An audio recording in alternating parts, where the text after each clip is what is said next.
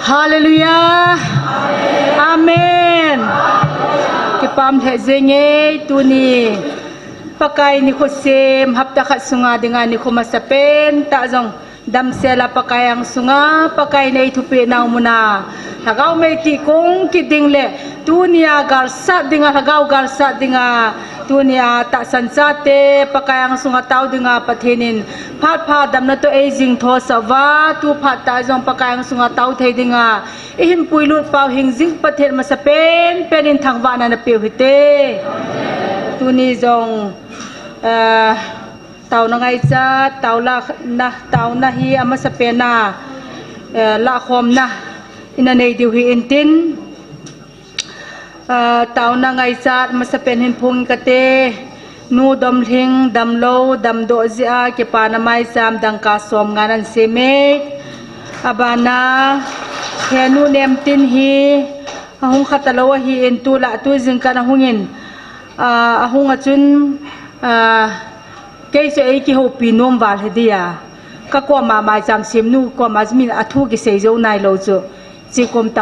tăng nó tổ này là tin ano riêng ano riêng en thu cái sự dâu pin này lâu cha mà cho chút tin nó com cho ipi ham nangai cha katile Bible ahung apa na cho Bible chang simding cho say lâu le hite na ta kata cái nào mình cái sut group pi aitan Bible chang simding amin to an ke choin jandang ka som nga to an choin ipi boina na ne ham katile katia tha je nge atin ya so kati tha phat the na dingin taw na ne man pi mentin dang ka som nga in mai saman seme hizuntin abana nu cho chong dam sela nawop lai hin dama naw kanei the na dingin taw na ngai cha dang ka za khan an semin sikil he thing nu jong dam lo na konin kadam dom tan kadam theng thei na dingin nin taw pi kinubin atin dang ka som gan mai saman seme abana hemin lun busin alel he zengin anuin adam the na dingin tin dang ka som ngain mai saman seme isu abana dingin taw na ngai cha keiman in kasapanin pathen mapui na zala ka sa zo theina dingin nin taw pi uvin sule keizong kadam theina dingin na taw naw ka ngai sa mai sam som nganan seme abana ka ngai lu hijilai muna in sumi ten kachapa thanghau se dam lo dam theina dingin taw na nihin kop nin man pi leo chun damte ding kata asanin hije chun na taw naw ka ngai cha keima anu ning khune mai sam zakhanin an seme hije chu tu jeng ka dinga taw na ngai cha hung hi intin chu ke la so ma khat to hung lu nin hi zo zo sia dinga za phat ma sapena pakai ang sunga ke han theng na neutin pakai jin ai ngai lu naw pakai jin ai kho sa naw hi chan lom loma vanu ya milin milal miching mithem nam len ta hiza laya sem tila pana hi chinam mi te kana vil de heta na koi sa cho van til ho no koi hite de o tia ana lungim wa ana lungdan anga le lu tu chungin e ho chunga pathin hagawin e ho nam mi te ana hi pa hi in phon do pi ni wachun e ho jong e ki pauvin e ho keu hilovin van til ho jong aki pauve ati e a chu pathinin kana seizin masanga chu tua jong hi pathin thu chakhat hi chilai muna hi pathin o chakhari lungmon nei pi hi lewen i thau leng ta chu tua jong hi chilang hi iga akoi do a i society u hi mo hi iga gelte iga lu na hi ale ipi ake chaya ipi ake pana ipi ake chai du thei mong lo tua hi ilung dong a chu pathin thu a mal ilung mong na ya ka se ba pathin thu hi iga akoi do a inam thu wa ilut po wa hi ale e hon ki kilung don chuna i ti ki sim to dam lung don ta hiwin a hin la pathenin hilai muna hi ka ngai lut ka cha te chu ka sim to ta ka wa ka dar ha lo di ei tiu chila ka tau ji in na ya lilian tu skan na am edma ipi ham lilin thang min len achapa henu wa nein ipi exam ham service hall lai dan hi so first bet so azovinta second bet sa adinga tu ne hi heti ni pi alam ham chula ka he poin hi sin adinga jo tauna e man jo tin so ma khat hung lu nen aja ka sei ban jo ga sei kit len ei bon no mei chapang bon he chan gya chu ilunga dona hi le mi pate ho lungel thei ta ta ja lungel share nam pi adinga share board thei ta lo poda ta lung thim pon ta inam pum pi hi ta igel ju ahin la hi jo jo se ha na thei ding din munim pathenin lai mun he ei copy tawin hi je chun huklo ho ta chom hin tin hi lai mun o pakai o za ta san se i chu ilung mong ta chu ei chu patheni i khan khodiu kin ka henai ati chula na khan khodiu le na ho adingin no ke man ka henai ati hin hi je chun kan ji man lo lalmin le na SSC exam lalmin len SSC exam ma dinga lot hin na dinga hi i jo chika sei jing la hung ge ho chunan choi yang thei hun tin ho nga na ka ga se he mi thum ka nga do ena ya chu pathene ei ngai lu na o za ho hi i pithu le lam wa nga tu nya hi tu chung thu so a chi pi song ke ka hung lo tu chunga chu ke ka mot bunga compare hin online na ka pangin na hoi tan ka nga yin online yong khanup na khar me ki chi se me he amuna sa nga ki chi jo chu me o jong hi cha chun tu kala he ti so nata sa gimna ipiham lungim na tua thule la ki thang thugim nei pakai jin Gabriel ho an sola cha ki khi nom tho cho pathenin na ne 7 na ngai ne mo ve Gabriel van til hung chu na ngai ne mo ve 80 wa kini ata bia cha ilung thimu pathena he ja ingai ne jiwa pathena sei do chuna ilung thema chu pathena ga le Gabriel ju ga ki te thim lo so in zai long thim ekamai se lo wanga cha pathen ha gau theng hi le o kiti cho na a pathen sei sa mama hi wanga cho ga pathen ha gau to Gabriel chu kiti thei lo hu cho aya cho pathen ama tan hu ba ta pa na hi si thil gim nei ho hi cho ka za sa ta lo du he tiu chula ki pa am dan ya chu tu ka la chu hoi lang ki thana ki manam jong le i ho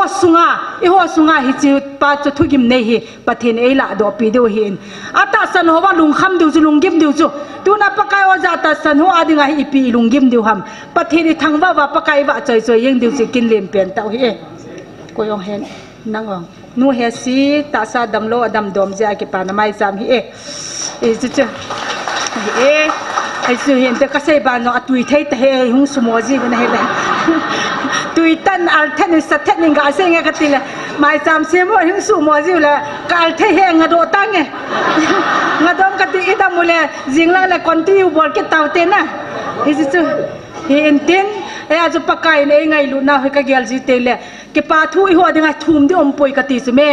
I thum ding yo se pathen king ka he nai no i ho thum sanga len zong pathen ka pi du he e tiu chula ai la e pi ne du he ho khon ma ngamin ke ka taw ne pakai ki ho ni ve hi be vo akati ji cho president pat unconditionally ninga ai da mu ve na ti da banga chuna pathen unconditional lo ve nei ngai da mu vo ti cho kyo tu la ka gel ti ka sa cho pathen ni ho chan to e nga wa le I thi zo pi ai hi separate ni mu na du ha mo na ke hin tu ai thano blai ta hin kimule ye kiti ta dem ka ti cho ho ke ve ta ke wang koi mai do zo lo mai the ye ka tha no ma kit le koi ma chan ni do zo lo mai the hin ha chu kana to jin henu nem tinon iti la mutapon te kana ti ji banga cho president pa yong hin alungela he ke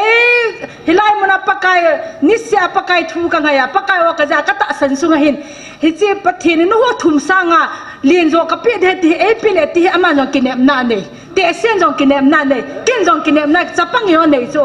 hi chilai pa hi tu lai ta he ken pathin ko ma ka tau ki ta cho pakai ta san sa ti ho gen theina hi so ja la na lung na he ya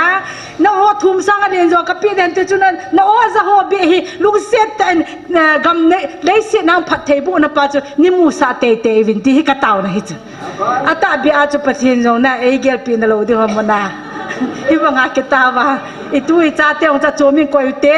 I ho khang bi ong kimule ka ti ta cho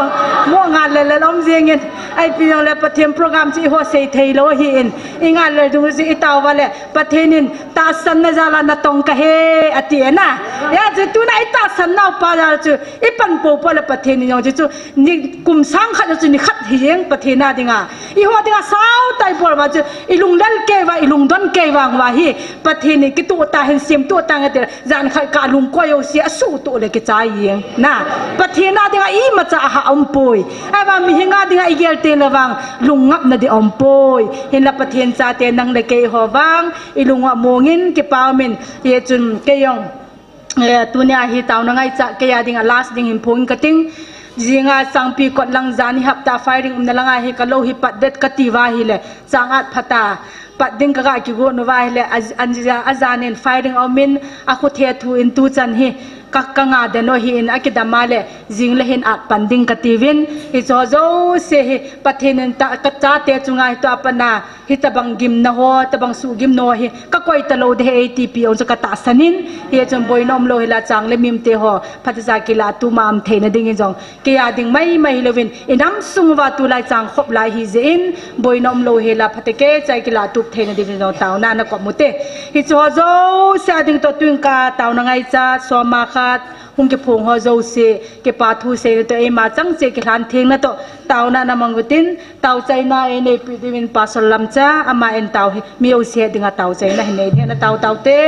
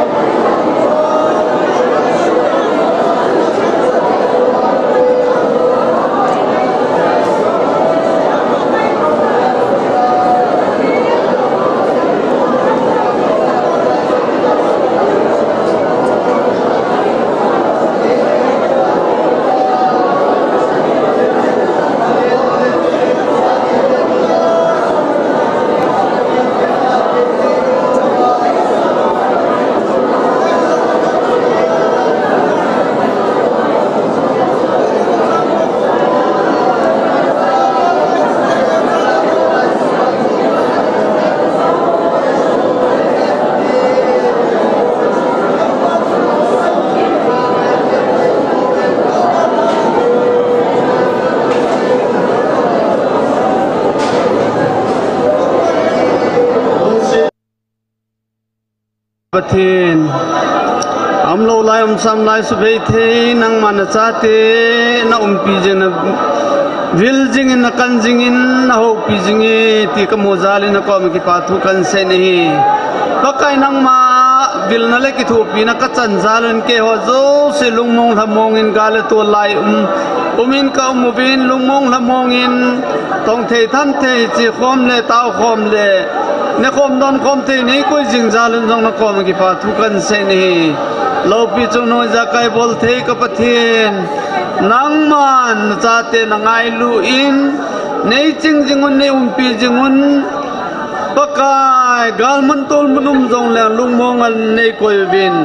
front line mun zo senawan til ho na koi jing zalin jong hallelujah tin min theng ka tang ba in hi pakai tu ni kon zon lagaw may ti kung dingin mi ti zat kung kalson khom kinovin nang malung set pan pinakadon zalowin tu say la sa ding jong nang manung mang tsakinin lang Bible jang say ding ahin angay ding teo zo sin ta sa lagaw halalagi pa na patsum na kanay thay na din jong pat thay na bo din jong katawin eh kataw na na isan pinazal dam lo ho dam na may sam sim thay le ai lo le hop som te ho jong pithe na lai di na koi zalin na ko ma ki pa thu kan se ne dam lo ho zo se ading jong tu ni ko in ka taw pi un nan na jam chom chom ne e bin ti tha nat na ne hi lang na wok naw ne ding hi lang ai lo le exam ding lo hin di zal exam ding hi lang ama ho zo se le nan na chom chom ne ho zo sin jong pakai dam na sel na ong nei the na diu le ki pa na achan the na di vin na ko makathum kataw na nang manay san pin lang tu ni khun jong kataw na ne san pin zalin ne nem nge jong hun chot pin sung boy na zalin hung thei lovin a umin jeng jong le tunin pakai na chate to ki mutu khomin hitabang chu na kondak hi na lak zom thei ki na koi zalin jong na kom ki pa thu kan se nei ama nge jong achang a ding hian lang thil bol ding ho zo se su boy lo helin dam se la khom the ni din jong ka taw pe kinin ai nang mane pi na zalin kondak ho hian lang la chang zo hian lang ama ho nge jong na din pi in khung khen hian lang ei lam kai ho zo se nang man nei din pi na zal tun chan ge hin pakai chỉ khom kalsun khom tao khom thum khom nei koi zalun na kom ki pa thu kan sei ne ama zo se mang cha jing din na pan pi na ngai chan ka thum ka taw na isan pe din ha chung nong nazar Jesus Christa mi na ka hung taw he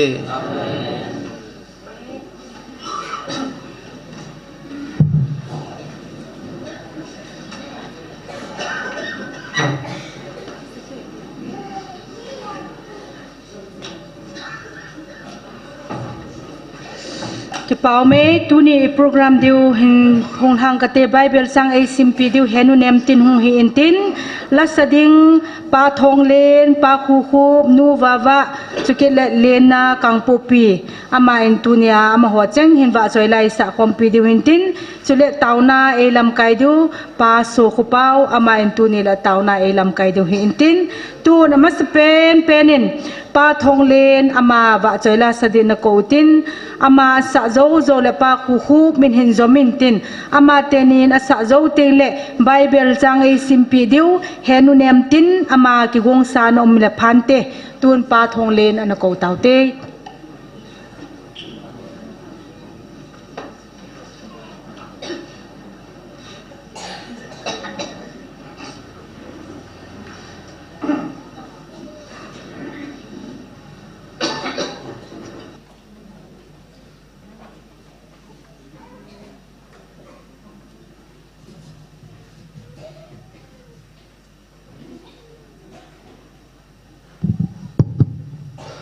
Pathin wa chai na dingin Christmas la khat kan sa din din Christmas lam kul sim tau ti tilahe pathin lupina kan sa do ding he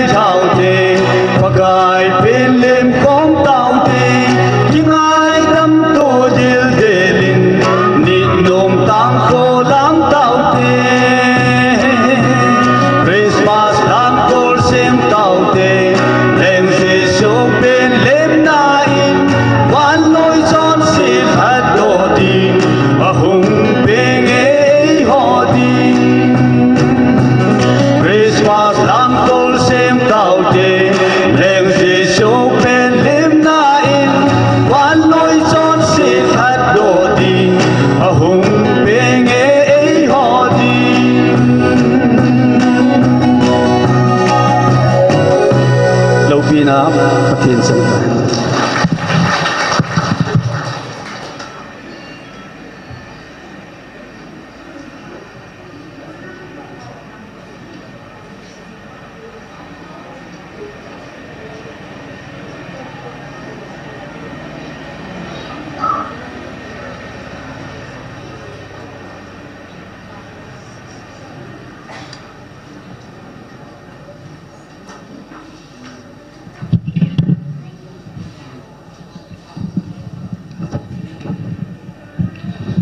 ฮัลโหลอามาสานฮิตบังพาดำนาเอพิวปะทินทางวานายมิสาวินเลกลอยนุนซองปะทินวาสิลาขันสะโฮมเงตุลาฮีมุสินังหาบอลทีมินนาวตุลาฮีชันตอนนี้ตะบังกาเซเลงเกมกะหินเซจวาพันเนียนอินซุงnấu viên tu lại cái hảo bản thì mình này là nấu viên kia vẫn hay kia nấu vẫn không kẹt đâu cái gì nữa tu lại sum lo cả khai vì là quá độ trên nấu viên cái bằng gì này là gần thì mà gì nghe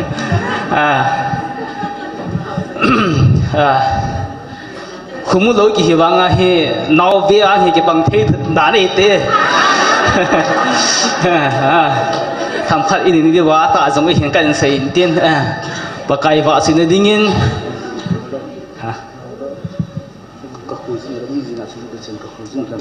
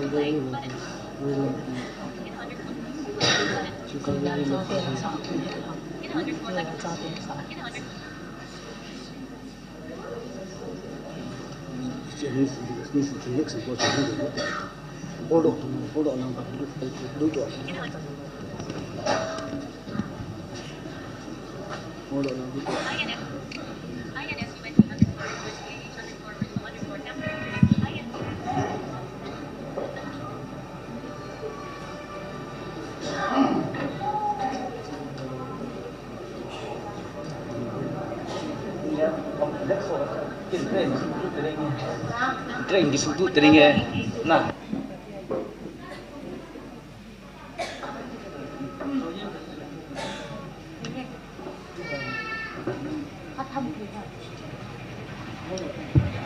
Akidang thove hu nang tum tang boy nasa khom den lo hoi lam khan lang hun to yeng ta ani anai la chun to yeng ta ke pam the jengin pa khu khu me kin phone tham thei lom ka ti la phone tham thei he tang khot atol le le chula amudan danai ti tol le le ke ai chu hin tin tuin ama khelin ama tenin abana da ne ke gongin tin henu nem tin bible chang sim den na ko te no no kai ta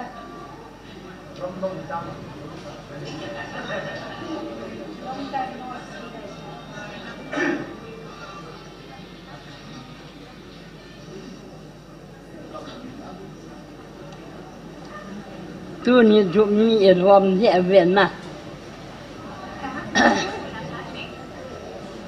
tu ni sẽ sang kêu nga mi hòm ta hiểu em vào xe vác cái sàn sẽ riêng tu nhà có không hi có không lâu na xuất phát na thì na họ vô xe dòng có ngày bịa xe va khi mà dòng có đập lâu bịa phát na thì va cái khoằm hòa hiền tham na em mình biểu lệ đâm bên cái ta kinh nghiệm ta không cái hiền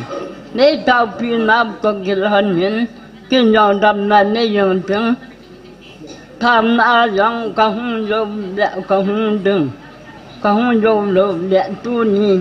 áp tận là lệ do năng hình này thế này thế cầm là dòng cầm là thêm mày ta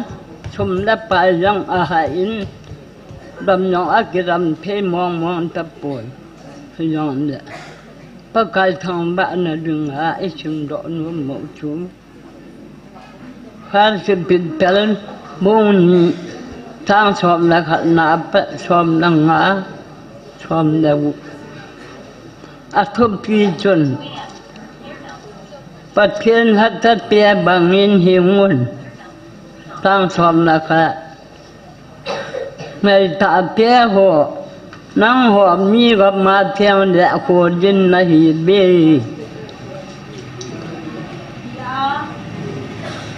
พี่อาในยงว่าของตามอาฮี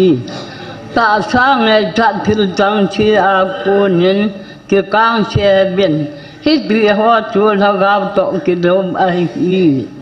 ทางสมนั้นจุเลกิดังนำดังหัวละนั่นนุนนักโนภัสสะอุนจุดปีเละขังกิโดปีอามาหวนนั่งหัวนักเชินมาจูอามิตาอินนักทิลพะบัวโลจูโมบินปินฮิเตทุรวจูบัตตอามีเดปะเทียนอาบะใจดุงอบอาฮีตั้งสมนัทุมพระกายดาลามีเอ็มผู้รอจวนดันทุนนงมุนแล้วป้าจูมิโยชิตุงอาบายปูอาฮีตีนชุนเละตั้งสมนัดีกำบายปูหัวจูนิขังกิโดหัวจุงอาพุลาดิงเดมีทิลพะบัวหัวปาทันนาดิงอามาสอนอาฮีตีนอาทูเป็นนงมุนตั้งสมนังอาเจจูนังหวนทิลพะบัวลุนลงทินเบยห้องวันนัดชูก็สันโมเฮเดนทันเดียบจุนเฮจูปัดเทียนลงดำอาฮีชมดาวุนังหัวจำแดนตัวนินตัวนุนอาฮีวางเจนจำแดนหนาวชูกิดโลคูนันเนยอุ่นอาหินปัดเทียนสูดเพียดอดแต่อินยอเบียนทางชมนัชยีไม่โยชีจาบัวสู้แก่ยืนปัดเพียนยิ่งมุนชั่วพีตะปูจูง่ายรูเวียนไม่โยชีตั้งสมนัสกีปัดเพียนยิ่งมุนไม่โยชีเลี้ยงป้าจูจาบัวเลื่อนปัดเพียนยิ่งมุนเลี้ยงป้าจูจาบัวเลื่อนอาช่วยสิมนาปัจเจียบวนตาวาริมพัจเจบุปิตาวันฮาเลลูยาอาเมนพระกายจอมว่าเมน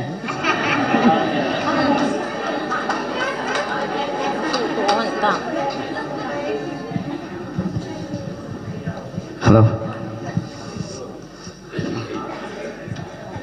เราต้องเนี่ยมินพอนักดีสุดฮิจิอากินน่ะอากินองจีเฮจิอากินน่ะฮีก็จะสิบจิวเฮบลายน์หัวเฮ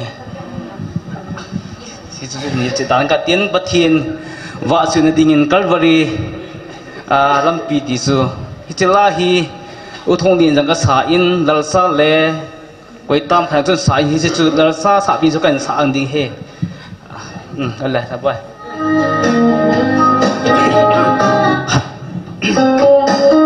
ฮัลโหล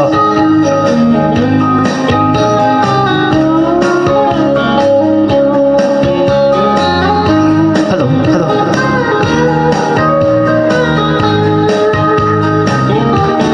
ก็คูซินอัลลัมบีอาฮาซานอัลลัมมาตูลุงซินนาไม่เบ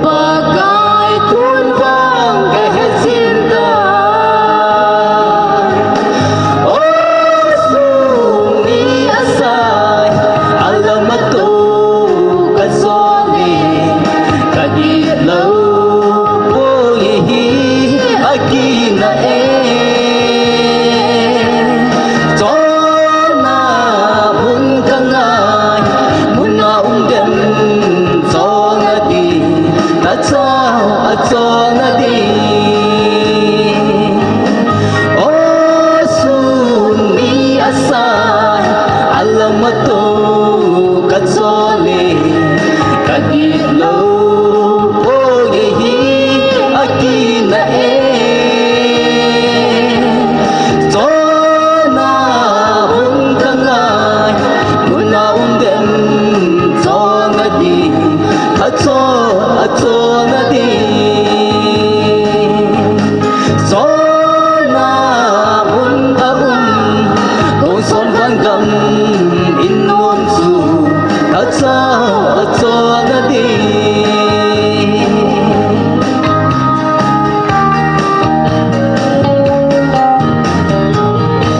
ประเทศนี้อีบอนสาวดิ่งพัดให้บุปิตาหัน ki pau me pa thong len suke le henu nem tin pa khu khup le loi nuwa konin bible sang le wa choi na la ngei ta ta ngai thawin ama ho zalim pathini thangwa ve tu hin aban na chikin tin la sading hi thumi nei na lai win nu wawa suke le lena kangpo pi suke le nu boisi hi pu je fakai loi nu ama jong tu ni a hi la wa hung je a hi en nei pun kan kai do na hi zen la kha sa sa te ti ja tu na phat ong ai mu na hu na ya tu la hi tu ni su na ma nu boisi jong wa choi la e sa pi win tin chỉ chú hình tin tu hin nu va hung ke gong in tin nu va hung jing lain abana ke gong dingin lena kangpopi ama anaki ging dingin I he save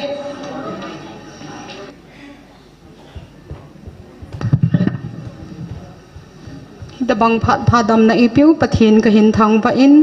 Judia gam Bethlehem David khupia Jisu ping tai ti chunsa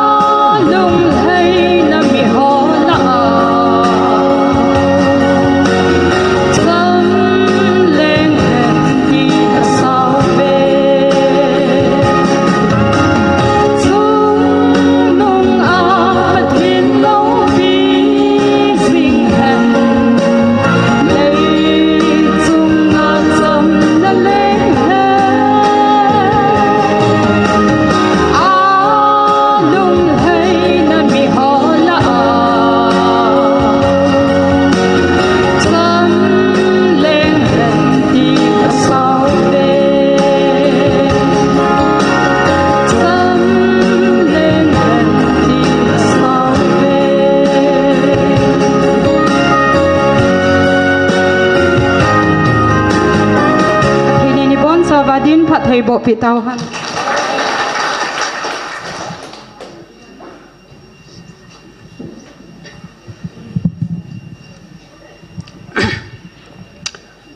pathen wa choina dingin Manipuri la khat sainge jinga dingin nalung kham hin ati ahi alahi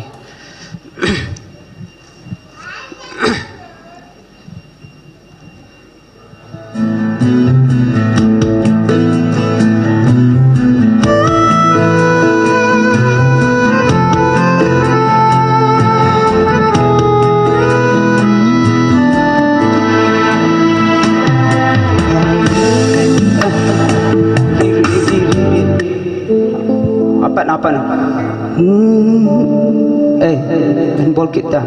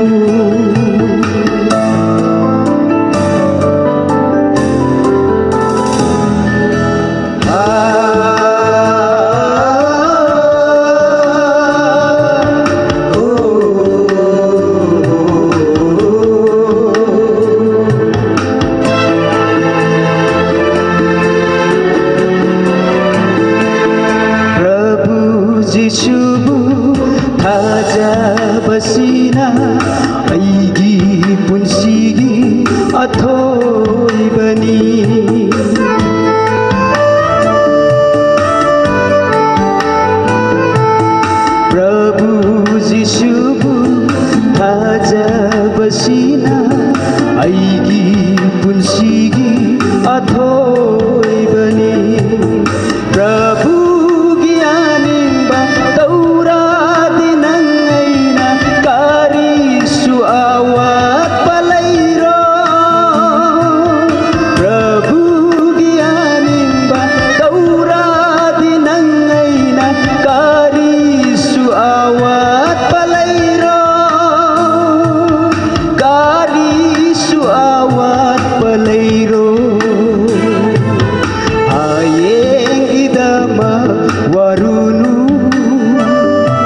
hayeng gidama warunu hayeng kari oini kanana sukhande kanana sukhande hayeng gidama warunu hayeng gidama warunu hayeng gidama warunu hayeng gidama warunu. Thank you.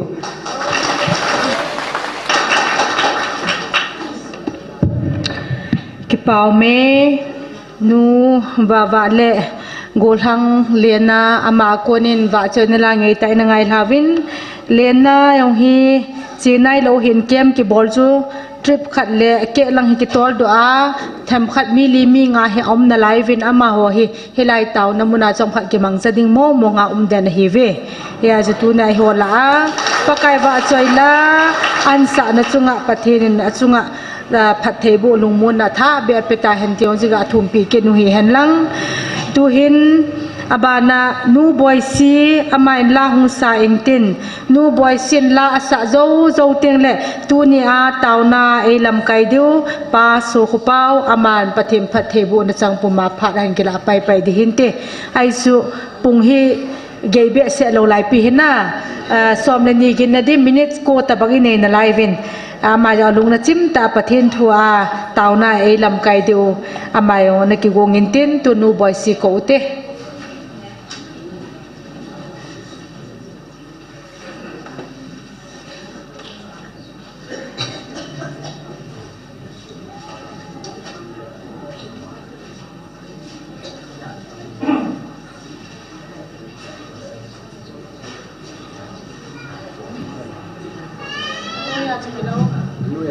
Apa ngatu?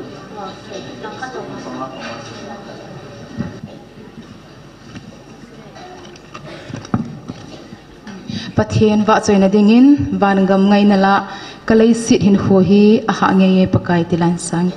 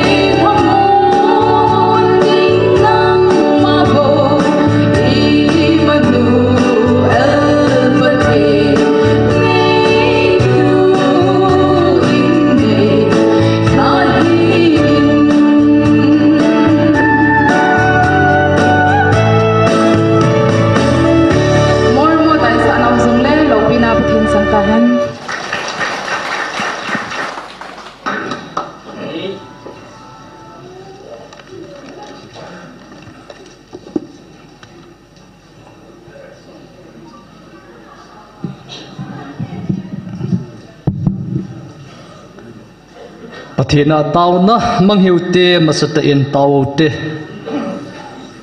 ngai lut na khon te ai ngai lu kapathin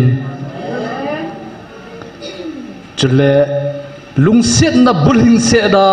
ai lung se do kapakai chule lagau theng umpin na pan pin hing se da ai pan piu lagau theng pathin nang ma min sang tan ka thang wa na he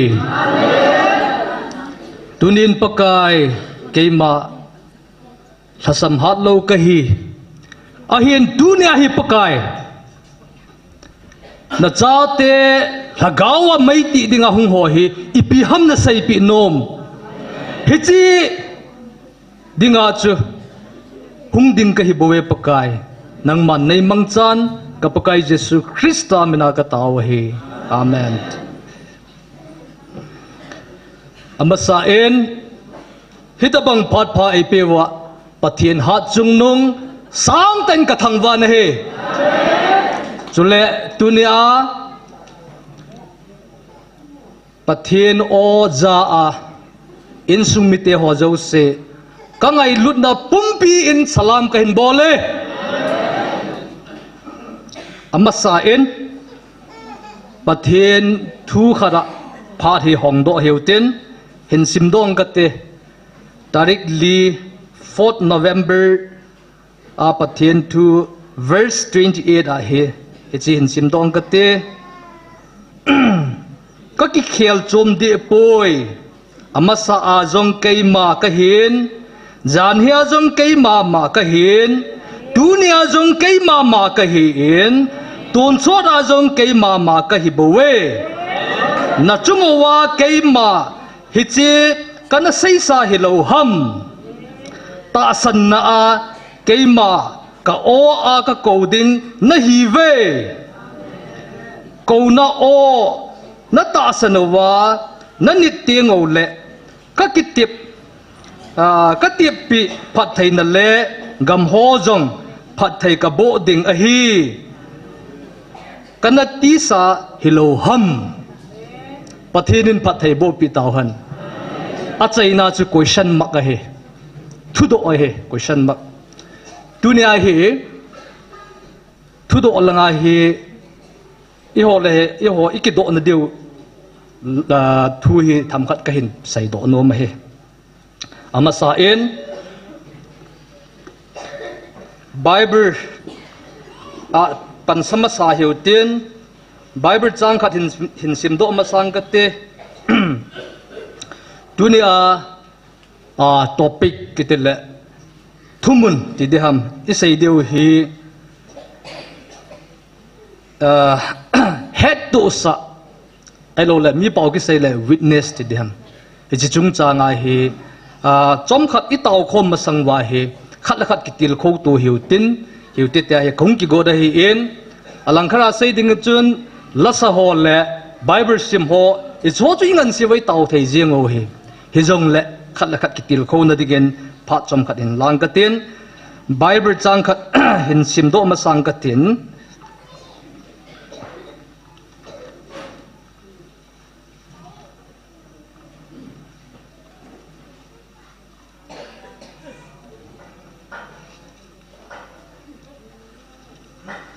X sorcha te bungsagi chang somnga lagi lain simkate sorcha bungsagi chang somnga legit hin simdong kate chuin khupam lama ano do un songin asepta ve aheto ho chun sol atiu gol hang khat keng khupang koma pon apon chengsiu akoin a hi pathinin pathai bo pi taw han hichilai munai hi idina hi le te so tu sai ki thole chaga noi mu ki bangen phat a ki hom tho en a hin tu ni hin phat hi masanga to abang po en nup dewa kong ki man sa de hin không chỉ có đa na he tàu na ni về mình đinh la ni sa đinh cái gì hin tham khát slightly change in bowling cái tiền pastor thằng Nevin request ka in bowling kyong ka no me Egyptian tai le a hi thei ding a hi le pu Zefakai nilhum ngai lo Zion khopi a sa do theina ding in phat hin hom to ne tin ka no me ye chun pu Zefakai jong anaki go han lang a phat chukin a phat dung zui in petang ka te zan la chu kacha te ni to phone ka ke ho han 100% na epiha kacha te ni hi pia kalung thim ka pia ka ke ho hi ka ke ho wa hi le it's a petain phone ahum hung jengin koi hi ja number ka siap lo he na koi hi ja ka ti ale thum vei li vei lang hung ke ho pa cha ke ho la ke chai lo na le chai hi nop ka sapo en chom cut off ka bolin kala hi le pu thang sei pathian so pa pu thang sen phone in bolin dunia hi tau na lam kaya na pan thei de mati en tin jong kadin pi chu pi ham ta le phat thum pung ka te yung ki pi ale ka ha so lo de ka ti chu he chu he nge ka ti jeng he ya chu pa thang sei chunga jong na satan pathin ko ma ki pa thu ka sayin chule pa thang sei hi ama gp ne ma khoi va dai le a chaina ko SOI a hin i hon i pronounce so chu thang sei tiu hin na ama wang a spelling ko SOI in ome he ji ka sei nom na chu phiam ta le linguistic problem jang he tham chakhat hi hung jaw the tu na ka thu sei na hi khat ve Bedzabur ông ki phona tu ni a na pau hi van pau hi tia a hin sei do aban le pa mang nevin khat ve hoi ta a sermon ai sei pi chu na sata kalung hi ki chom he aje chu keyong linguistic background ka hi sai nom tam ta ome e hin chilang chu sai pung ka ti tunia ka sai ding hi head to sa na witness chung chang he ka sai de hi chule ka va ra hi le ke ma diary dung ju ya hi percentage ka ti chu average a hi thakara hi khat ve ka ding ta bangin a di chaden a zo poi September August September kadengin October kachang point November kachange kakipa e chole November hi keima adinga hi kayap san na tampen ha hi kire November hi kakhut lang kham hoi lo hi chu aji chu November date 1 2 3 keima ho bunga hi revival meeting kan yo chu kyung thei ta lo na ani na kin kho ta khat jen khola ka po den 6 7 8 khong thei ki lo chu aban le 13 a hen program kho ta khat kanei ki den ele tu la sunga hi nisagi ka absan chu calendar a hoita tik ka ki bol he ken hichlaya kahung lo date ho ko hoita tik ka ki bol he he jong le tun hin ka ki pa le jengin na chule dunia hi pu pitalin ama tunin hong po en pu pitalin asin ke hi layman ka hi ati so ala layman ki tia hi le pa te ho nu te ho akum tam lang ho hin a het lo di hin mi paw hi in layman ki ti chu pan mun nei lo to mun nei lo na Bible ta min ki sayan lang le milham ti nai ele pupitalin layman ka hi ti chu ki ka ki vat ki rai le double layman ka hi he akhat na chu ima cha pan mun nei ro layman ka hin ani na layman ho bunga ki khom ka hi ya chu double layman ka hi chale hijlaya thu sei hi chan dan chu mi pi ilungya lo chu ki ho tu hi yong le ilungya la vut ipi o chu koi thu sei ngai pe nam na chan dan chu pastor thang neo elo le upa mang neo kiti ho chu chang te te diu chu 1 2 3 kiti la ho chu na dunia hi ama hani thu sei to bayong ka sei nom hi chu aban le ama ni chan da bayong chu ko chan nom chu ai wanga chu pathi ni chu ke ei pi lo pi chu dunia hi na sat a hi ipiha ke ma chan aban le hicha ko na he itau khom na dizi wa chu itau khom nau ilung thimo ki hon dit ti da ita san nau ki su da dit ti da ai lo le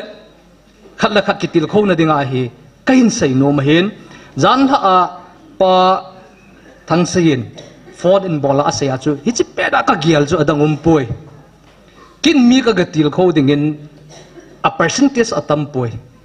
keima le keima ki til kho na dinga he percentage tam zo ding ka hi tu ne is it chun tu ne he phat he tham khat chen nom thim hi ya chen nom thima ka hin se de hen na nga lal po ten tu ne bible chang in za bible chang isimo chu I heta ve I pichung chang ham ta le Stephen songa ki se chung chang hi na Stephen songa ki se chung chang hi athu sim chu I het so kayutan islang chu ha sei tapong katin ele tuna het tu sa ele hechi bible ra chi vara hi le anamu a het tu chu tam ta nante a hin bible in recordable chu koi ha sur hi chu na solid amain hoi ta amu hi chu ale tu ni hin mei lei pau khat saying kate inja ka say linguistic background ka hi jen linguistic knowledge tham cha ka say no me na mei lei pau khat saying kate oza ho ai lo le thu say ho en thu asaya mi alanga thu ngai lowa epem ka te ale ipi sai wa tauba ati cho helong ai la chu hoita a literary a meaning mong hi hoita ivada hele ta u ba ati chu tau ba ti ko amon ganga sei thu ya na ama a literary ko hoita ivada le ta u ba ati chu ta u ba ati chu pha na kolin jong jan lang na midin jong mu ne ti chu ai la chu linguistic knowledge a pawa he ka sei no mu chukin jo ejupiam tela min thua saya angai lo ai lo attention lo ho chu ei pawa ipiti sei de ham tele za mu te ka ti nom chu za jong I za deu mu jong I mu deu ti nai chu ya chu oza experience oza ai lo le thu sei experience ho chun thua saya le kun thua ngaya kun thu ngai lom ki he a hi ki mu hi ichi ja chu tunia hi ai le Stephen songa asewa hi amita mu le anakolta za chu golhang sol chu hi ti chu ale Stephen hichipen ta chun tun imagine lungelin gelote mi khat hi namasanga songa hong ki sepding namida na mudin na kola na za ding gelhiu tin thu nga yote Stephen songa ki sepe da chu sol hin amida hoita amu anakola hoita aza hin a chan hoita amu hin akka apian hoyong chu aza te te de hin majosi aza hi chu amma hi a het to sa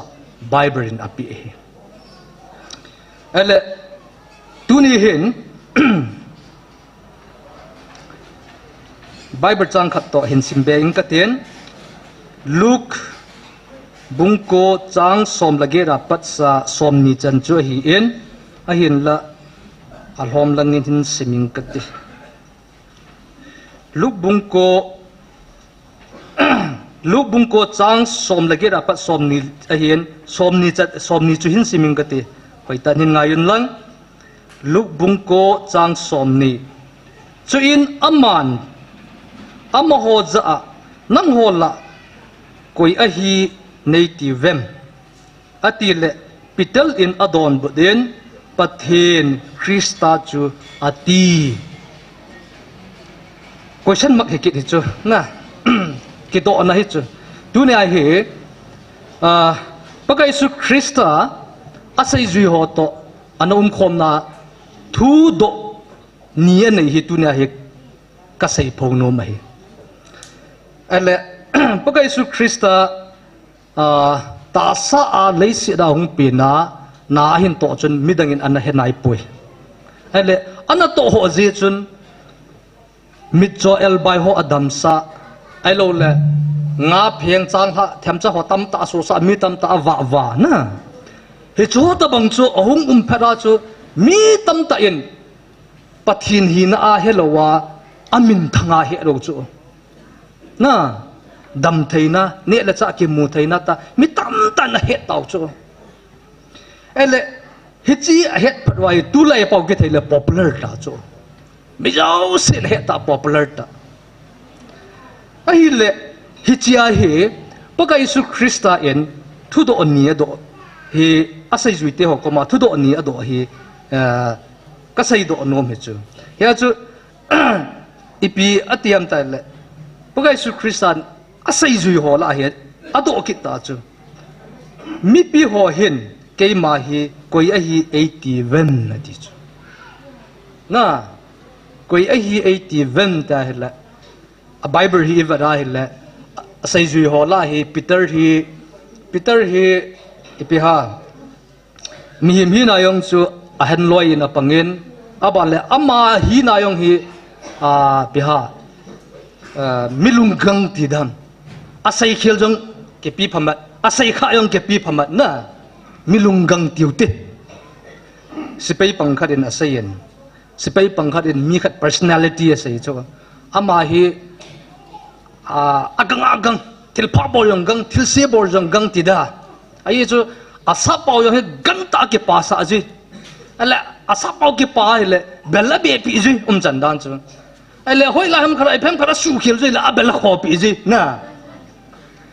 hisita bang ju hin te ka ti cho Peter ka va hela atu sim hi va la na gangta thil pha yong a bol do ji gangta thil si yong a bol do ji ele tu ni ayong hi pakai su Krista en thu ado a chu midang hon adon bu lo pi Peter adon bu ti chu ele ichi Peter lint adon bu na a chu ipiti sayam pakai su Kristan ado chu mi ho hi boyo hita chu hechi thilbol pa ko koi ham na khaden hichi hi ta boi gam tau chu ale hichi pera chu pakai su Kristan asai zui ho ko mai ado chu mi ho in ke hi ipi 80 ipi a hi ati wam ti chu chai Peterin adon bu nai ipiti saya ama sapia nai John Baptist mi kim khatin John Baptist a hi ati we abale mi kim khalin Elijah a hi ati we na chale adang sin Malaya thiam gau ho la a khat thodo kit a hi ti a hi again na ale abana he second question hung kita chu second question chu ipi ha second question chu nang hon la koi a hi nei ti ven chu hoi tan kia liu te nang hon la koi a hi nei ti ven ti chu thu akido thaya le thilome ti nei chu pakai su Krista en asai zui ho ko ma nang hon la atia la sai thil tam ta be chu ka sai no me chu hiya chu ele agomin hin sai ki tangkate midang hoi apau kit pu Peter hi pau kit chu na Peter hin ipi sayam ta hele inja isim do au chu chang som ni lai chu hi chu Peter lent pathen Krista chu nahi ati chu tu ni hen Jesus Krista in asai zuite ho thu ni adoa aban le answer don but na chu iza ta ve tu ne he hichlai muna thu sei pa hen kei ma jong aban le angai ho jong hi thu ka do hi tu ne hichlaya hung ki phong ipatheno a o ta I hung ho limpio aban le imazo se ei hil pau hi nangin itin he dan kin iti ka he dan ti hi dunia hi ka sei do nom he yung ki puinaw hi kum ni ling de tai cha hi ei le ei zong ki vat tu pha de tai ka ti chu ei le ei zong ha ta ki vat tu pha de tai ka ti chu tunin mia ki din pha de ta poi ka ti chu dunia hi pathian la cha ho pathian so te ho ama ho je ading ding hi ta lo piu chu ya hi dunia hi hichlai mund GMF diet ai lo le nampi tau khom na a pathian o ja ho hi ipiti I he duwam na ipiti iza avam sol chun Stephen songa akise chu amit ta in amu in anakol ta in aza e dunia nangin namida chu ipina mo nakola chu ipina za amti hi I ho le ho ki khol tau te ka ti hi so pite ho is it chun dunia hi api ha het to sa ai lo le witness sa ki te ai le chai thilnik pathian tu phona jong ha ta sei thil ni hi kalunga akelangin akhat na sei denga cho het to sa cho I pandiu cho yung pandiu cho tunia lungneu hi tau kalungneu lo pi cho tunia hi za dum vetin lungneu hi tau ai chu Sodom le Gomorrah ki hal lo na dinga cho pathin mi za angi am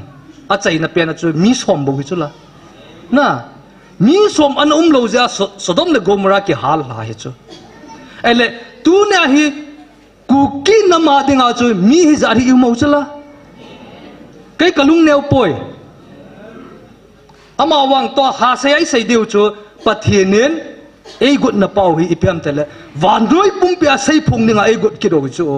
he ya chu mi khop be no mo hi bo chu he ya chu hichi witness sa a het to a pangding chun akhat na sei denga pathin tu phonen asai number 1 ta sana nga ye na ta sani ta bangham ka ta sani ta bangham dunia mi a din pha de ta poi ei le ei din cha khia pha de tai ita banga na din ham ita banga ka din ham ti hi ha tai ki khol di na din na acha lo wa hi le ipiti het to sa na pan thai de ham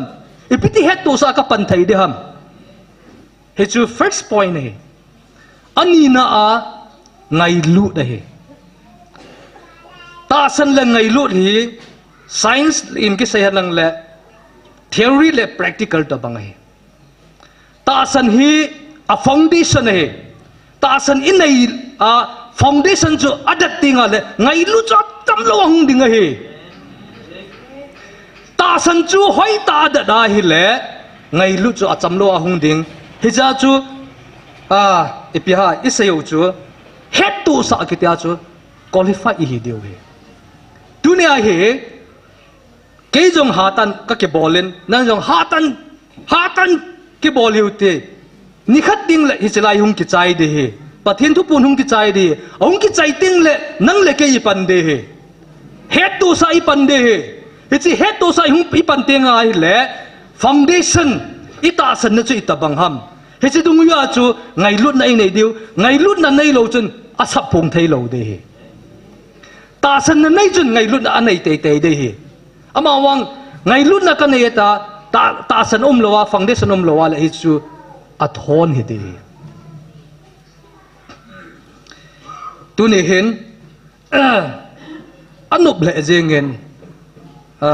e chi chung cha nga hin chule kalung gyal he tam tau men a hin la cho yu si chu ki sei zo pon tin pathinin hi chlai muna hi chan ge ya ei ngai lut da no hi October la a chu hi chlai mun system pa hi tham khat slightly change lam kai hon a hin bolin na hi chi a hin bol na a chu inza isayo layman lo chu hung ki hi chu na tham khat to mun nei pastor ki tilang ho to mun nei ho chu phat hung chang chu hi chi ji a chu ka ki gial he chu ki chang tapon te ka ti chu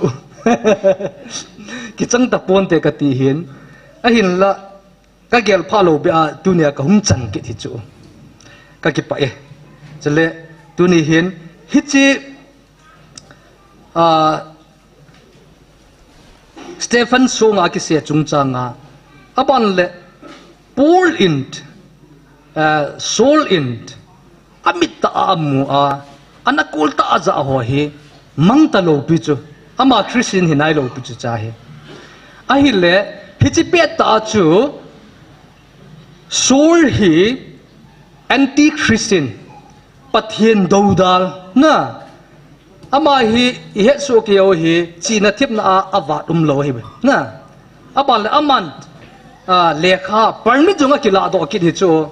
ichu chi pya tele Christian te su gan thein ding na permit a kila do ki chu ele soul hin Christian te operation bol na ding khat a koi hi chu ipem tele tun government sipai lang ki sei han lang le mun kha thing noi mi elo le government do ti tau te te nga hi le operation bol de tiu chu he chi operation bol na dinga hi operation nim amina koi ki ro chu hi cha hi bible hi ivara bible theme ho to say inga ya hi le soul hin Christian te su mang na ding operation abol ki go ri chu hi cha dinga hi lekha jong akila do he chi operation name chu ipi ham ta le i hon chi le mal cha i go niu khu he chi ta bang hi Christian te hi go ni da ninga go ri chu a hin pathian thanei na hung ta en damaska a chi a na to pa de ti chu na i he roi lampia pathinen ki ho pi ta chu lampia pathinin an ki ho pia chu sol chu achina thip na ki sung thai mi iza kai awat lo mi hi pathinin a ki ho pia chu ding thai am ga ti chu na ding thai lo pi chu me tu na yong ka so pi te ho e ho jong hoi tan gel hiu te koi ham pathin ma sanga ding thai de koyam pathin masanga achi na thip na ading nam ding chu koyam ka ti chu tunin nammi te ho ki gel hiu ti ka ti hi aban le mai lei te ho igal te ho tham khat sei ke hiu te ama hoi hi kin study ka bolin ka ve in amo hi akipat na jong zo to ayong hi zo na ending ka vade he a ending pa hi ka gel banga ahung uma le title kan pi de hi tun wang sei nai pung kate ama hoding title ka koi hi ama ho hen he ro chula khatweya gam lai lung langa ho avun vom ho ana asang ho zo lat ding til do ding Burma langa ko na kuki thing noi mi zaku hongin hiti tin tia operation bowling ago do so hicha operation a ball ki go ro amin sa chu ne het wa ne het lo na amo hon hitia ase chu kuki te chunga operation hoi ta ball chai ding operation mino chu pem tala operation old clear kalima tiu chu operation all clear kalima tiu chu ne ro sala apathi no na vama akine ya alai sau pa ko e chu apa thin la awayang agilo pen loi hi hichimina chu kukite su mang de go do chu chule tuni hin ka ve ki den pathinen e ho kukicha te operation a bol ki ro chu to a he non itina gelwam kin kamudan kin ka geldan an ipathino wen kukicha te operation a bolo hi ipiham meta hille pa banga lung khom dinga operation a bolo chu pa banga lung khom dinga hi pathinen operation a bolo hi kanam mite ho mihim hi na in ka gelin keima het na chi na in ka gelin tunia kahung din hi athum veina hian akhat veina chu ka saita in it's like kahung lut da kalunggel ho ka saita in ele tunia ipathino a o a ho limpio ipathino hi pathin mong a hi ti hi ki chi ta ka he ra ka tu cha khe je a hi adang ho hi ka dai je sa hi hi chu hi lo hian lang le adang a sei ho yong khu a chomin ka gelen kin ka gela ka gel ha thai lo be khat chu ipiham ta le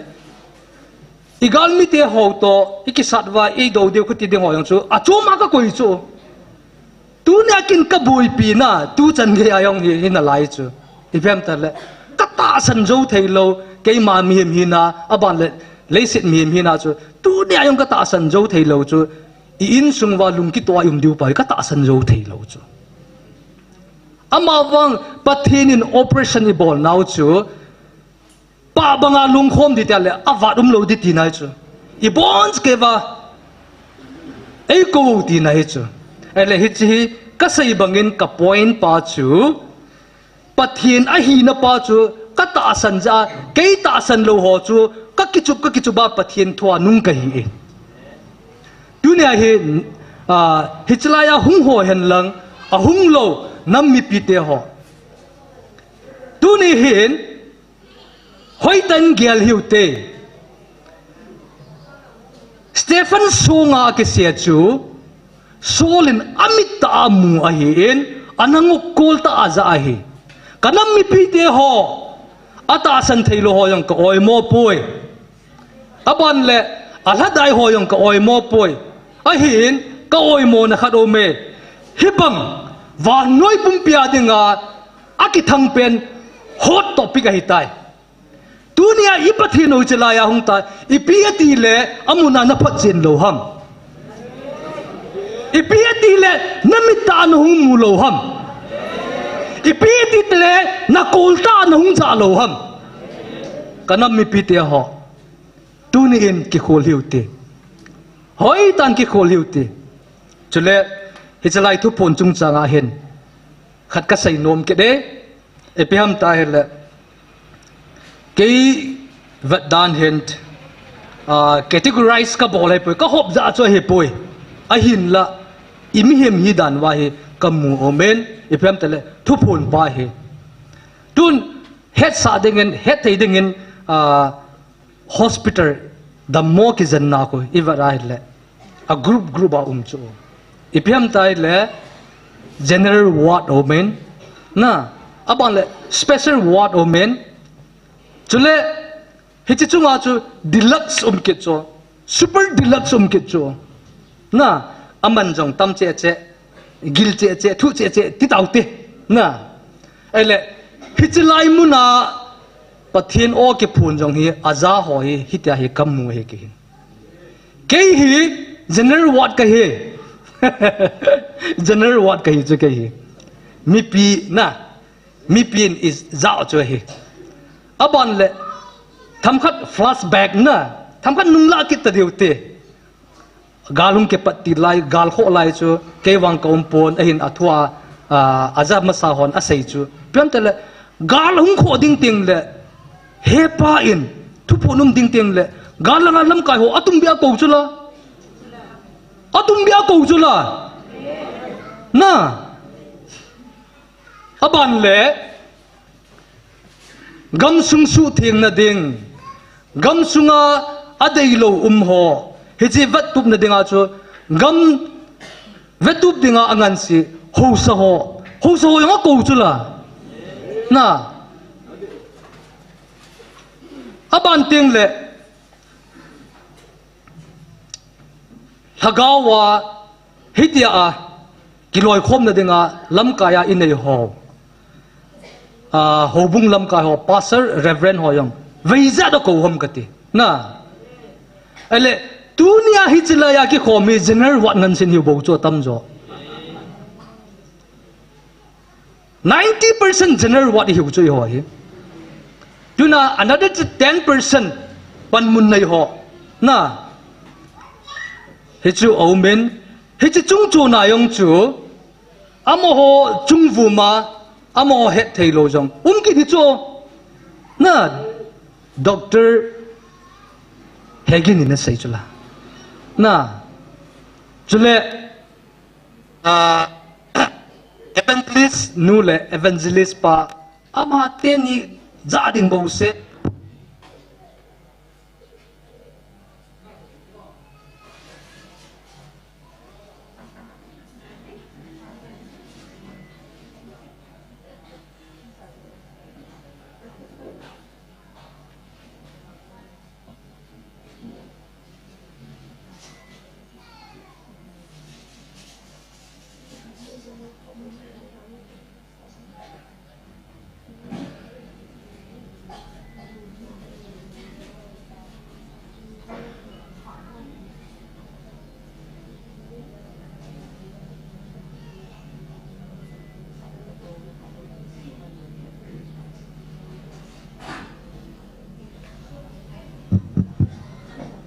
hello na za thai na wa sei bang wa chu evangelist nu le evangelist pa bo se za ding to ki phum do nai lo ding thu phum jong mi chu in za ka sei bang chu I gal mi te ho ong ki pat na le tu chan ge ya dino aban a chai chan ge ya adin wa le title khat ka pi de ka ti banga chu I ho chu nga yong he tua ki phum do thei nai lo ama wang a phum do phat ding thu phum jong mi chu he chi hung khol vi ne ka ti chu dunia ebola gala panga ikisai sai hon akan poi ka ti he chun dunia he nasata kapo na jang omen aya chula item ki sei lai ke su im chai jong ka hi lo ipi ka saya ko ding jong hi lo na ahin la inja ka sei banga chu pathinen aman cha ta honin a sei jong chu se hin tunan kin ka sei jong le ke ma ding a jong ka phat chu ma hi na khat lan ni ding a jong chu phat chu nai ki la te diu ka ta sa le chu I aji chu pathinin ei ma levera hi ei man cha no mo hi tunin ha ta man cha o chu I thang sit pi lo deu chu I thang sit pi le I ki ba hu kha de chu dunia pathinin general war ai ko he kalung na chim se de ka ki pa se le he general war ko mi ka ki pa se le he ama wang ka ki ge le chu tham khat he chi sa nga hi ka ki pi lu de wa he le step khara chu kana mai thei chu so pite ho in sumite ho pathinin I bon cha wa he dunia general what hen lang super deluxe what he jong le a phum pa chu thakat ei bowe I pathin oi bowe ama wang I mi na au dung ji sia chu man cha dinga hi a hila a bola hi bowe ama wang hi chi I het khil wa hi le a he khil chu ki pal de chu ke tu a he ka ki het che ka ki het che no ka sa che in ka ward ka sei ba chu general ward a he jong leng ka ki pa le jengin to ka taw na khat chu I piam ta le I ho hi I society I ki man cha nau I ki roi kho mo hi ka va da hi le well beginned hoi ta ki pan te hi chu ama wang pathinin ade chu where ending aki chaina hoi ade hi chu pathinin ei mi te hi I ki pa ro ho yin I ki chayo a hoi zui poi so pite ho inzo pha le tau na jong item a kan koi de hin ตัวกี่มาก็กิตาวนะฮีอิพิฮัมตาเลประเทศนังมาอากิพูงินนังมามองนะฮีตีหอยตันกตาสันตายสุเลอัจฉริจันกยาดิ้งโจดิ้งินตาก็กิตาวเฮนังโฮจังโซปิเตหอลุงเกลในบินตีฮีก็ใส่โนมาเฮเจ้าจนดุนยาฮีนี่ขัดติงเลยเฮตตัวสายหุงปันเดียวเห็นเฮจิเฮตตัวสายนั่นเองตัวฮีอิมาเจ้าสิเทรนนิ่งอีบอลว่าเห็นเฮจิเทรนนิ่งอีบอลนั่นสุงว่าฮีหอยตาสันนะอิติตาสันเดียวहमไงลุดอิติอีบอลเดียวहमตีหอยฮาตาอีบอลติงว่าเห็นเลยเฮจิเฮตตัวสายหุงปันติงว่าเห็นจนปัทเฮียนจุอิจุงว่าลุงไทยเดียตีฮีก็ใส่ตัวโนมาเห็นจนเลยตัวนี้ฮีตาวนี้นี่เวมันเด็กตีเห็นล้านนี่สาดิงกตีเห็นขัดป้าวางจูเฮ้ยจู่ผมขัดจู sacrifice กันบอลดิ้งปูเจฟอะไรกันเขาดิ้งเห็น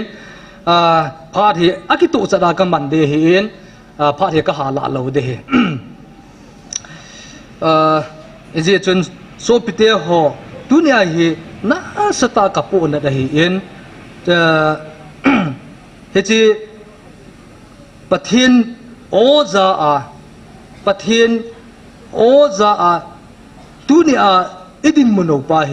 ตัวนี้ขัดเล็กขัดกิติลเขาหน้าปายังจะหินนายไอ้มามองเฮตัวนี้หาไตกิวัดจิลงพาได้ตายหาไตกิวัดจิลว่าไอ้มาจูอิดินเอาพาได้ตายที่เฮก็ใส่ดอกโนเมเฮจูอีคอลิฟายที่เขาเล่ไอ้ใส่บังว่าจูเฮตุสาจูคอลิฟายyungฮีเดียวนี่ขัดติงเล่เฮจิไลมุนฮีเฮจิตาวคมนี่หงปุ่นตินวันน้อยปุ่มปีเฮตุสายหงปันติงว่าเฮเล่ตัวนี้เฮจิอาฮีคิดตุบตาอิจิลโดเป้าจูอิใส่เดียวบ่อยนี่อีว่าจูอิมาจ้าเราเดเยจนตัวนี้เห็นขัดและขัดหาตันกิติลเขาตัวหิวตินโปแลนด์อมิตาอามูอันนักกุลตาอาจาฮีตัวนี้อาจงฮิจาฮีปะทินทุพนฮีก็ฮีก็ใส่บาจู general ward ก็ฮีเจจนทุพนจงละเห็นขัดไว้ตัวฮีจุ่มมอเตงเอาคิวงาใจก็ตัวเนี่ยองเป็นอาตมโจอาปามลังก็ตัวไอ้เละฮิจาฮีอากมาตัวหัวเละอากำลาตัวหัวจูกิเฮียฮีสุปิเตหอเฮจิมาสังฮิจลายากิปูลุนมาสังคนละรูมาอมเปร่าอาศัยหัวยงจูกิคิดเตดิ้งเฮอิมิดาอิมูโตอินโคลาอิซาจูน่ะขัดจูจมมาเฮละจุนกิคิดเตดิ้งอเวลูจูอันนี้ตาจูกิตัวเฮละจุนอเวลูจูกีเตดิ้งน่ะขัดไว้กัติมุลกิโตวิจูเอเปียมตาเลเกี่ยงฮิจากัตงเนี่ยขัดได้เอ็นปะทีนินนั่นโมกัตุนโดเท่าดีเหตุอาคุดันดบจูกัตีจ่าฮิจูกัติมุลกิโตเอโซปิเตหอกัตีจ่าฮิไอ้จูอาดังอาจูโออากิจ่าน่ะไอเอ็กซ์นหอเฮอิมินากิมุโลจูฮิจานั่นโมกัตุนโดเท่าดีเหตุนักฮิจิวัตสานเดียก็ขุดเจลมกัตุงเอตอันตุนโดจูกัติมุลกิโตเฮอะไรอินจาก็ใส่ categorize อีบอลแล้วนะเฮจ้าอากูอาตุมากิพุนนะอาจูอามูหัวจูตุนเฮจ้ากูนะอามูหัวจงเฮนักสัตตานะ review บอลเดียวก็ตาสันนี่อะไรเวต้าดร.เฮกินินใส่จุลาวูซูงกิพุนนินสเต็ปหัวยังบอลเฮติจุลาน่ะสเต็ปหัวยังบอลเฮติจูอะไรอีหัวเห็นโออาจาฮิอาตัมโจหินอิมิตาวาฮิฮามูโลหินนะหินละมีวังปัจจุนุงอยู่จูตัวเนี้ย general ward หัวฮิอีพิเศษนั่นแต่เลย 90% จู general ward ฮิวินไอ้เลยปัทเทียนอีปัทเทียนโออากิปานะจูตัวเนี้ยอามูหัวเลยอากมาตัวหัวฮิโลวินอันนี้เสียถ้าเขาไม่ตีอาหงหัวฮิฮิจีปัทเทียนกิปาฮิจูไอ้เลยกับว่าได้ฮิเลยgeneral ward หัวฮี 90% ฮีเวกตีจูยาจูลุงเนียวปูเตโซเปเตหออีบอนจาวานะต nia hi anisia hi chi mấy tia chi ho zo si chungai pathin ki pa hi isai pi ta ve Israel te ho ta sa puya chu mấy dòng chu amida hi ta sa mu chu la na aban le mấy lom dòng chu Israel te chu hagawa ta sa pui je wa chu mấy lom dòng chu amit wa mu hi tu na i ho hi hagawa ei pui je wa chu hagawa i mu de wa hi chule keima hin keima ki gial dan he epiam ta le inja isim do ok chu pathian o kasim ma set pa chu epiam ta le sa pau ki se le ten si chu phat a sei chu na jan hi tu ni ahung lung ding ti phat a sei chu ele hi chi hi i ho het thei dinga ten sa sei hi bo chu ama wang pathian dinga ten sum lo pi chu pathian dinga iti phat hi yong le ama dinga present tense chu Israel te anapui jong chu ama dinga present tense bo chu i o dinga past tense wanga present tense bo chu tu nia i ho ai pui yong hi ama dinga chu present tense thau thau hi aban ting le aban ahung lung ni yong chu ama dinga present tense thau thau hi tu ni hen Bible theme ho in asayawin kay maka din nakat say tadinge na Bible theme ho in asayawin ipisayam tale pakhang cha pakhang thagaw khang ative na pakhanga hitia a bolding cha pakhanga hitia a bolding thagaw khanga hitia a bolding tin a save kay wang hi cha chun ka ki depend poi kay wang hi cha chu ki depend ka hi poi tunia pakhang cha pakhang thagaw khang tia ki depend na hitia i bol wa hi le pathin jas na bol lom kinwang pathin jas ka bol poi pathin in iti pa yong la abol chu abol hi ta ka ta sa nei tunia akhanga hilowa pathin in abol chu abol pha chu abol ama ding a pha dai jeng hin hichi ta sana chu ding ka hi hi chun tuni hin ta san na chung changa khala khat ikitil kho a hi je chu ka ta san ka din na pa hi adang khadin ki sai le nuiza na tabang ai lo le hoitan gel ta kin ka ki gial le chu toy ka ki gial hat na pai general wara ding jong leng ka ki gial hat na pa hi pathin o ka za ka ta sana ka tu cha na pa hi tun i ham tien pathinin so ko pau chen lang mai ti la ga lu ro ti yong le ka chi di chu ai chu pathin thu kai chu pathin in bolin ti chu ka bol de chu tu nia pathin i bolai cha chu ka chi dam ka ti lo de chu i bolai nam pi te ho i nam sungowa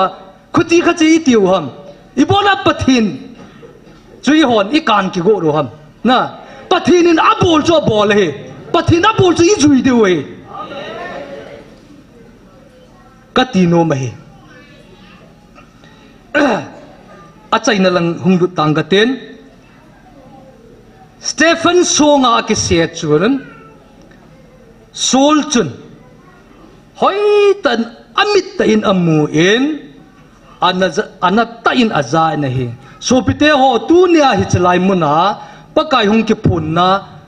imita awa imuwa inakul ta awa iza awa le abana chu nang ki gelin ki gel hiute na chule hicha hi Stephen Chungchang ka sei nai lo he to Stephen Chungchang kan sei de hele Stephen chu songa ki sia chu Bible ra imu chula Bible ra imu chula isu milo ham Stephen songa ki sia chu amai awa che che ti chula na pathin la gau dim set amai awa che che ti chula aman songa se pho chu ave poi so pite ho Stephenin songa se pho ave poi aje da ve ave poi ama na va chui pi ha chung langa va de he chung langa va ra I pi mu ham Stephen chun tu nia he pathin o izao pathin o imu chu site va da ngai poi munang va da ngai poi so pite ho pathin ni va do ngai pathin veu tin ding hiu te ka te hiu chu Stephen chung lang avara amu chui pi ha van aki hongen pathin zit lama achapa Jesu Christa amui ti chu tunya I ho zong hoi lang I vado ngai ham hoi lang I pi ngai ngai ham mida havet ngai poi kola adang ngai poi hijilaya imule hijilaya izabo sel chu focus boliu te kati Stephenint focus abola chu ipia muham van ko da ki hona pathin zit lama achapa Jesu Christa adin chu amuhi tunin so pite ho I hon jong hechi gel pomen ita san na pau he tu cha he hiutin iza pau hi hoitan hi koi tu hiutin khat waiting le in man sa dewa he ti hi ka sai no ma hi en tu hen la khat isa khom deu aji chu pijinam ta le Stephen pathin songa asewang wa chu pathin avara heji pe ra chu ipitiam ta le ama he watan hoi ta pathin tu khom chu he chun la khat sa heu ten he chi sa chai pha ro le taw nai man deu aban le taw nai man pe deu he bowe ha la sa pe ka chi ka da minute som na henge ai le ka da pha thi tham khat hong gei deu tan na pu je fa ka yo hin petang ka te na pu je fa ka hin peng ka ten he je ama nan sa chai chai tinga he le taw na hi khat wei mang taw te le na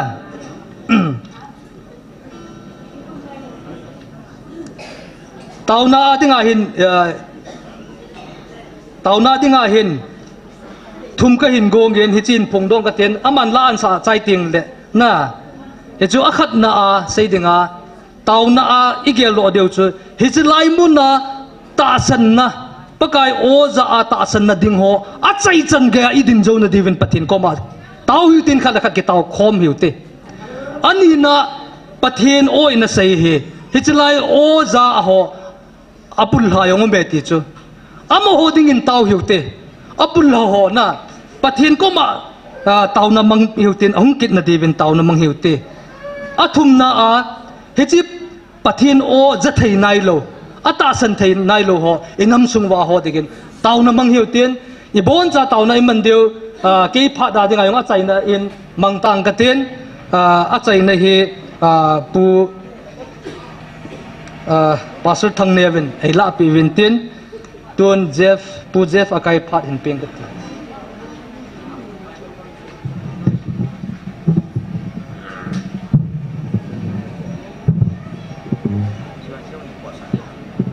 tôi mẹ tao ăn nè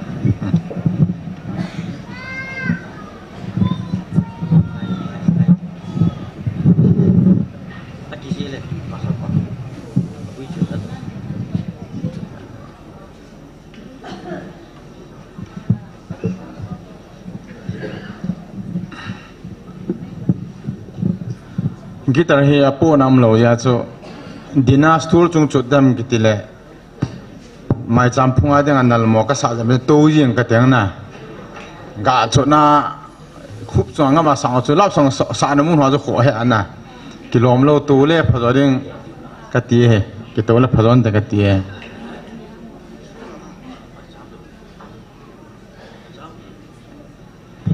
gina lo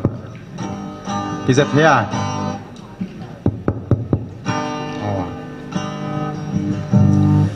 nilhum ngai lo Zion khoti ngain kamau kakap suni tinin bolau pisil lengun khasate dia zong mun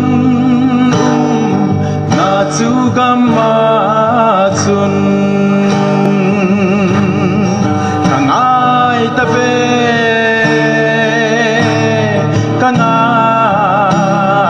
ta be amun lâu pi hoi na dâu se sangin lung set pala twista mel de chu mu kanom ka lung kham ba na ding in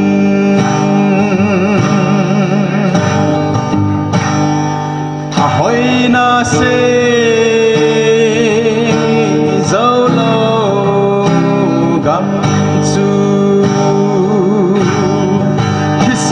in a hong tai zale na gam ka la gao chu gam nom chu hol in lang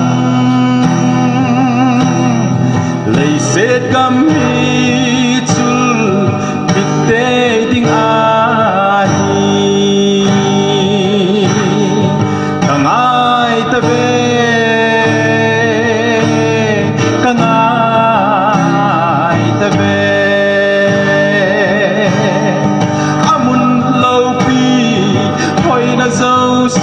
sangin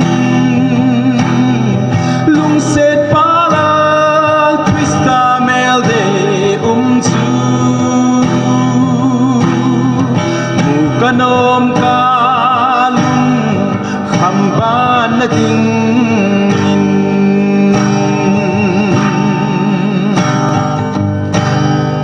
lung dei hat dam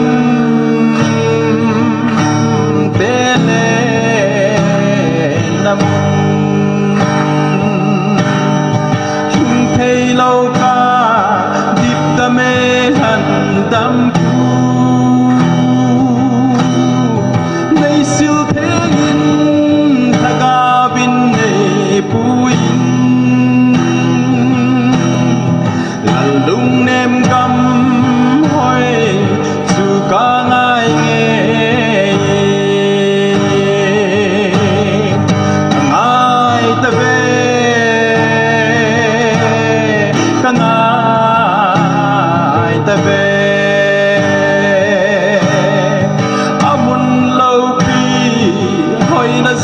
se sangin lung set pala twista mel de chu mu kanom ka lung kham ban na ding kangai ta ve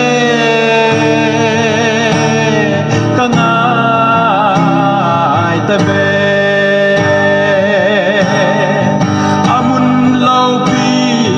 hoi na dâu se sangin lung set pala twista mel de chu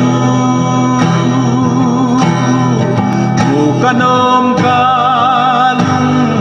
kham ban na ding mu kanom ka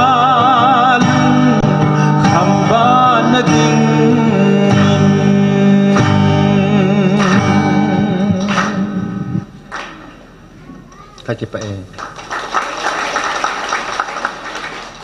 ibon chan tau tau te injai pon do chu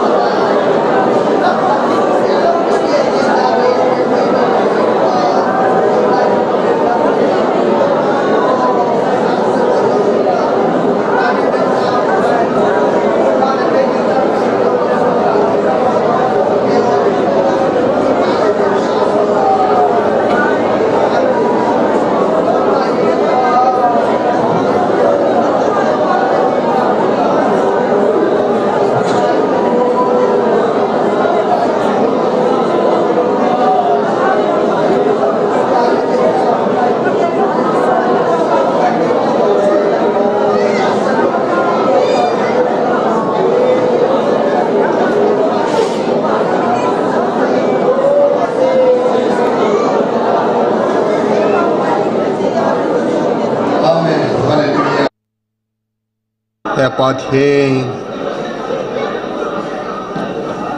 malai thim gau te hetu sa nanapan sa sol sa te hetu sa napan sa dunia nang mangai lut ko no hetu sa dinga nam pi nei ko na wa nalhan do na ko chum nami thing te hon song tu sun phana thagao me kan ti khom na wa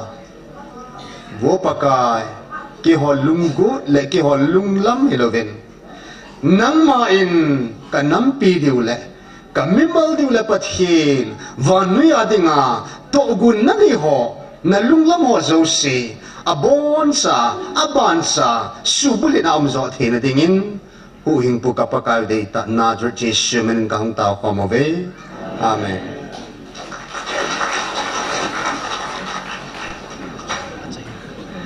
Dunia dengan patinin pathai bopi tahun ka kipa Kipau me phat te ho pana chai sangge e pui pau pathen thangwa na na piu hitin jingni ko teng zola thanom tan lai muna pakayang sunga tau kit dingen na ki gong su keutin hichina dinga pathen dam na ipi so keiwa hi theina dingen evangelist pathen mangin iki khendo theina divin tau na hungmangin din chi chu tu na dinga phat chai na hedi ta ye Ibon chan dingu tile Jesu minin tao nên mange alpha le omega pathin ha chung nung athing tia sarfim te holwa chai chim lo paka hingjing pathin namin ka thang wa venai dunia jong tao na me ti kong dinga mi ti jat nei puina wa namin thiang ka thang wa venai ki khan tawing katin nangin nei thon pi kin vinlang jing ni teng le nang ma lo pi na dom sang ding le ka hin na wa nang ma thang wa thi ding in phat zo se nang man ka che su ka che to wa nangin lagau thiang in nei thon pi jing deu ngai cha in ke pa thu sei pomen Nazareth Jesu Christa min ka taw nei amen hallelujah.